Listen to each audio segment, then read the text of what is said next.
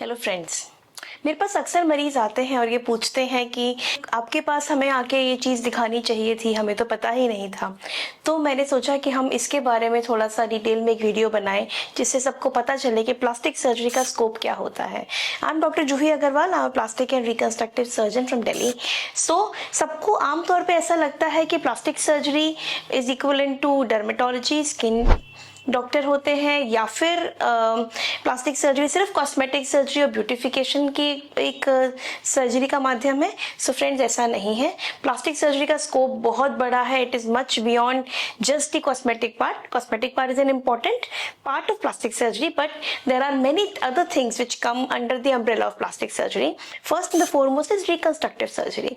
So reconstructive surgery is can be done under for a patient जिनकी cancer की surgery हुई है, कोई बॉडी पार्ट निकल गया, जैसे ब्रेस्ट निकल गया है, या मुंह की कोई कैंसर की सर्जरी है, तो उसको बनाने का काम भी प्लास्टिक सर्जरी के अंडर आता है। लिम्फेडिमा हो गया है, पैर का स्वेलिंग बढ़ गई है, उसके अंदर सर्जरी जो होती है वो प्लास्टिक सर्जरी के अंदर आती है। Burns is majorly a disease in the problem which usually is treated by plastic surgeon only. So Burns अगर होते हैं तो you should always consult a plastic surgeon.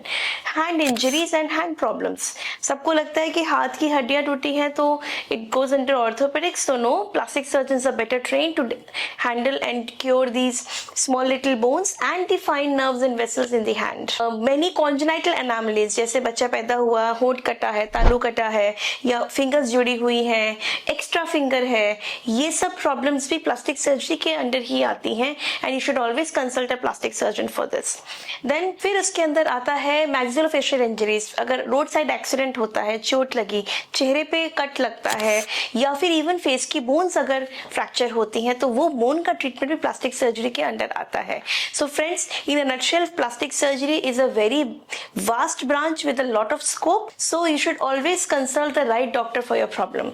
You can contact on the number below for more details. Thank you.